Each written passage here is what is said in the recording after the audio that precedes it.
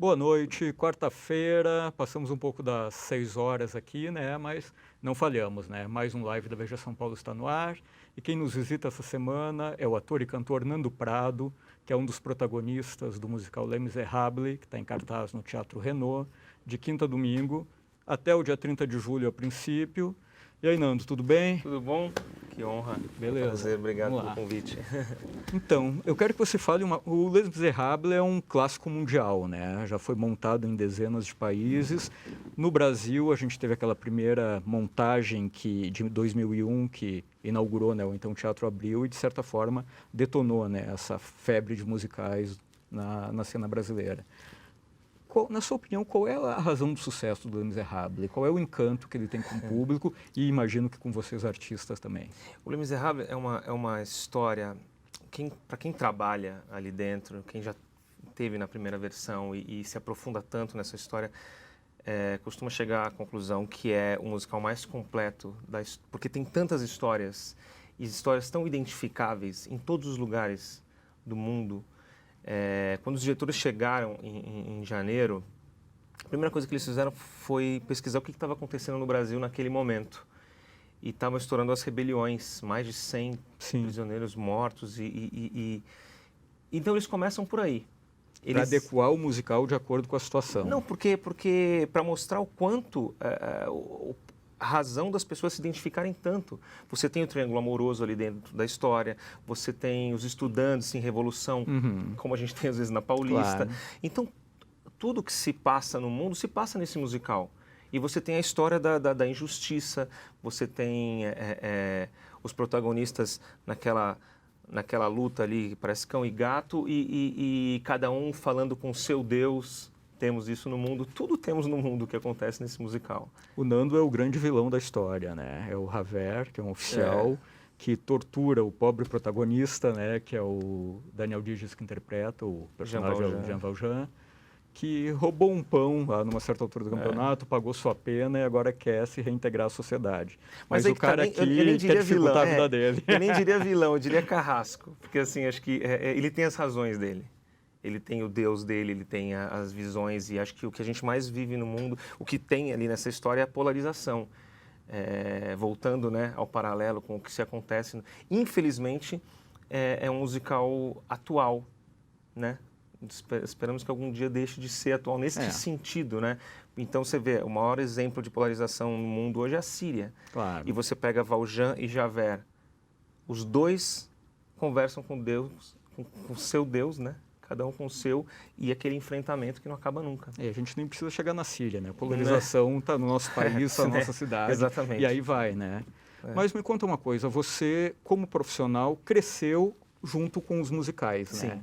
Você estreou em 2000 com a Ópera do Malandro. Ópera do Malandro, Gabriel Vilela. E depois foi emendando um sucesso no outro, né? Você fez o Miss Saigon, você fez o Bela e a Fera, fez o Médico e o Monstro, fez Chicago. Sim. E como é que você vê esse movimento da cena musical brasileira, dessa profissionalização, e como você vê a força que faz ela se manter até hoje? Por que o Brasil passou a gostar tanto de musical nessa última década e meia? Esse princípio, né, começou realmente com Les Misérables em 2001. Que você disse que chegou a fazer teste, Eu cheguei a fazer teste, eu não passei nessa ocasião. Estava muito no início. Mas eu cheguei na final do personagem Marius.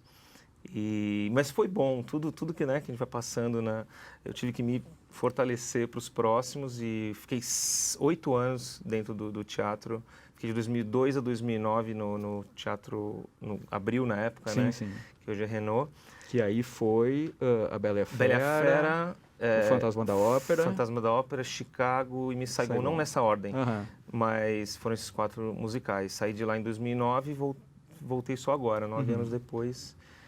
No final de 2008 até agora, 9 anos. É muito engraçado como a diferença, o elenco do Les Misérables hoje, como eles são preparados, assim, é impressionante. Muitos deles estudaram lá fora, alguns deles estudaram lá fora, mas mesmo os que estudaram aqui, hoje nós temos escolas de musicais, nós temos pessoas preparadas em todos os sentidos. Então, para passar numa audição hoje em dia, já era difícil na época, por falta de informação. Então a gente chegava para fazer uma audição. A Andressa Massey, por exemplo, ela passou na primeira versão de Les Misérables cantando, na audição ela cantou Janis Joplin.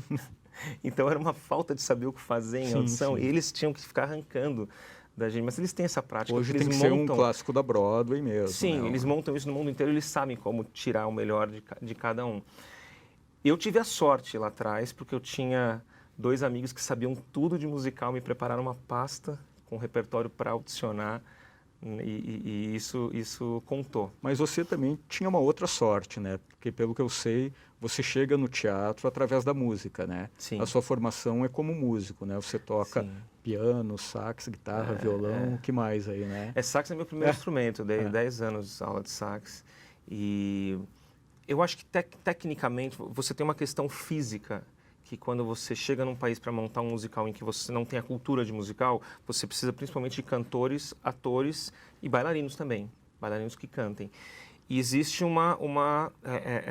você identifica os cantores que estão atuando ou os atores que estão cantando, ou seja, tem como segundo plano fazer aquilo. Hoje em dia, não mais, a gente consegue encontrar atores que cantam de musical, E eu acho que quando você chega num país que isso está começando, essa onda, você vai atrás de cantores, porque você consegue, com um trabalho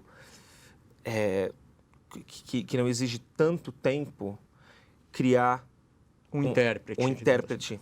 Isso. Mas você não consegue criar um cantor em 3 meses, porque o canto já é uma coisa mais, é uma questão física, muscular. E precisa de uma disciplina também, né? Sim, sim. Talvez para transformar um intérprete precisa mais da emoção. Mas é muito ruim ver musical com um bom cantor que é mau ator, né? Nossa, é muito horrível. ruim, é muito ruim.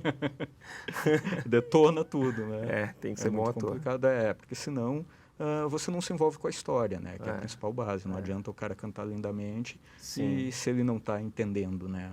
Exatamente. A palavra que ele tá tem que dando. contar a história, tem que contar a história.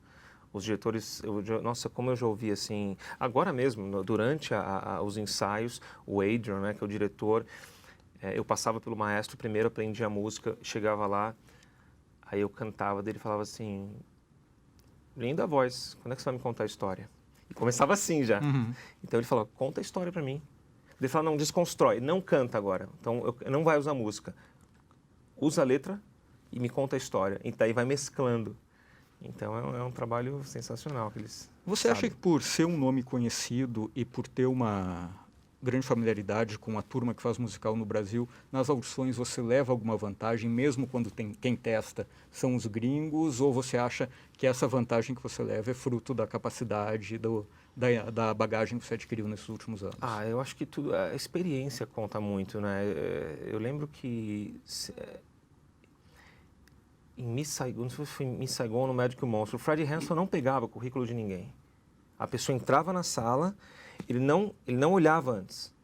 Ele primeiro via a pessoa, interessava, ele fazia assim, daí ele ia ver o currículo.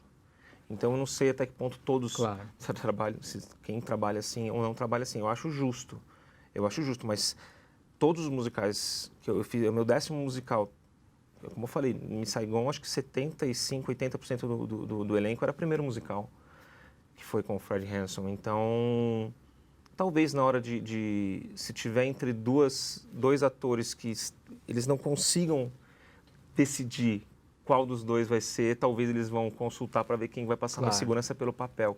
Mas eu acredito que quando eles se encantam, eles se encantam. Até porque eles são mais neutros nisso, né? Eles não têm referências muito da bagagem cultural e de ter visto, talvez, o cara no palco, né? Isso eu acho que muda um pouco mesmo. Você, como músico, tem uma carreira paralela também, né? Sim. Você canta, você toca, você se dedica à música eletrônica, né?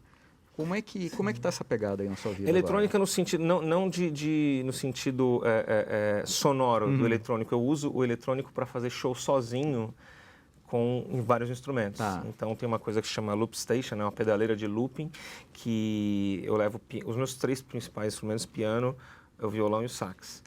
E eu levo esses instrumentos, aí eu começo a tocar e cantar, por exemplo, e esse aparelho está gravando o que eu estou tocando, mas não o que eu estou cantando. Daqui a pouco eu tiro a mão do piano e aperto o play no que ele acabou de gravar. O piano continua tocando e eu vou cantando uma outra parte enquanto eu pego o violão e vou somando. Ele tá gravando violão e soma o piano. Daqui a pouco eu pego o sax, você ouve piano, violão e sax, entendeu? Eu tô tocando só o sax. Então, é fascinante. As pessoas ficam olhando assim no show como se tivessem... elas conseguem separar aquele bolo, aquela massa sonora, que geralmente quem não é músico ouve tudo junto, mas naquele momento elas conseguem ouvir separadamente o violão, o sax, talvez o baixo. Então o que não deixa de ter um caráter de performance também, né? Você tem que combinar todos os instrumentos como se fossem teus colegas atores ali, né? Exatamente. E o que isso aí te ajuda no palco, como ator de musical, no caso? O maestro sabe bastante. Eu salvo às vezes porque o maestro, cara, ele é um cara que ele tem 30 pessoas embaixo, 30 pessoas em cima, e ele é o ponto de conexão entre a orquestra e o elenco. Se em determinado momento, que acontece, o elenco começa a botar um andamento mais para frente, ou a orquestra mais para trás. Quando os dois vão juntos e ninguém está vendo o maestro, alguém tem que puxar. E geralmente o solista tem essa força, porque se um corista só começa a cantar para trás, ele é um no meio de 30, mas na hora que vem um solo, e esse solo começa num lugar que ninguém esperava, todo mundo arregala o olho e vê quem puxou tudo para trás. Claro. E às vezes pode ser um ator que está mais antenado com... Então, o seu ouvido musical... Eu sou colado, eu não preciso fazer a menor força para estar... eu cresci nesse ramo, né? E a coisa rítmica para mim, e de intenção mesmo. O maestro que a gente tem lá, o Paulo Nogueira, nossa, como ele me passa a direção, às vezes, assim, sabe? Intenção, como eu faço com mais força quando ele está pedindo mais força, não é só uma questão de andamento. A gente tem um trabalho, o Médico Monstro também era com o Paulo Nogueira. Miss Saigon, Fantasma da Ópera. Eu tenho uma relação muito, muito... Assim, nós somos um casal profissional, sim, assim, sim. Como a gente se dá bem. E existe a vontade de fazer um teatro dramático, digamos assim, fora do musical? Você tem vontade de fazer um outro tipo de peça, outras coisas? Sim, não fez por quê até hoje? Não aconteceu, não aconteceu. Eu tenho escritores amigos, né, que às vezes eu falo, vamos fazer alguma coisa juntos, mas sempre fica no vamos.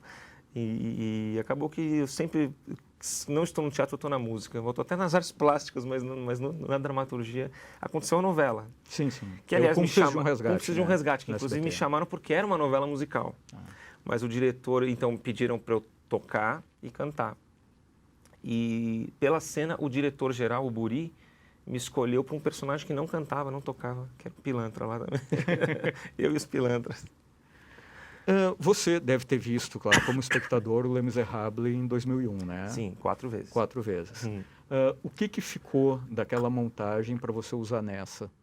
Você tem referências dos atores daquela época, que não faz tanto tempo, né? Você tem referências da tua leitura da história de 15 anos atrás, que eu acredito que seja bem diferente da de hoje. Como é que você se preparou para esse trabalho, de alguma forma pensando na tua experiência de espectador há 15 anos? Olha, engraçado que...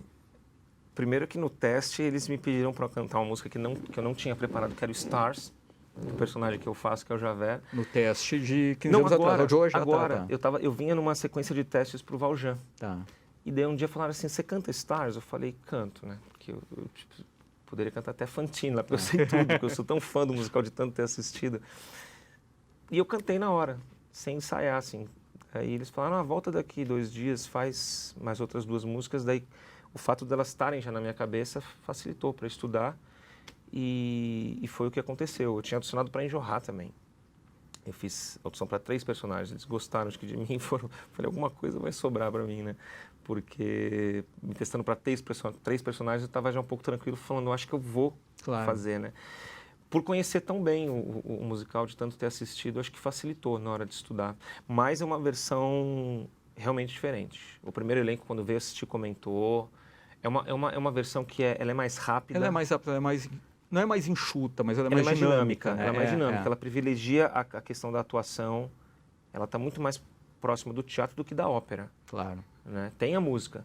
Mas eu mesmo jogo fora a música vários momentos em que eu acho que não cabe eu cantar. acho que não deixa de ser uma característica da evolução do estilo de musical no Brasil. Sim. Eu acho que é isso que pode... Da direção. Se você for pegar da ópera para o musical, já sai um pouco da questão do canto como privilégio da coisa e e contar a história como atuação, né? O próprio Jorge Tacla fala, eu vi 3 vezes o Pavarotti morrer em pé. Ele dava a nota, ele não se dava o trabalho de cair, ele fazia... Só fazia assim com o pescoço, morreu. Isso o Tacla fala, tá falado, e a gente acredita cegamente, né? Então vamos lembrar aqui, Les Misérables em cartaz no Teatro Renault, na Avenida Brigadeiro Luiz Antônio 411, na Bela Vista, quinta a domingo até 30 de julho, né, Sim. Nando? E vamos todo mundo assistir lá esse clássico dos clássicos do musical. Nando, muito obrigado por tua presença. Posso dar só um recadinho Claro, do feriado de vontade. Corpus Christi, que vai ser dia 15, vamos ter uma sessão extra, que é uma quinta-feira. Então teremos 2 sessões no dia 15, quinta-feira, que tira de domingo. Quem Porque a gente gosta tem de 2 ver o teatro de dia vai de dia, ou vai ter a isso. sessão à noite A também, gente tem né? 7 sessões por semana, daí tem 2 sábado, 2 domingo. Nessa semana puxa a de domingo para quinta, por causa do feriado. Então tá, Nando, muito obrigado. Disse obrigado, viu? Semana que vem a gente volta com mais um live aqui na Veja São Paulo. Boa noite, valeu.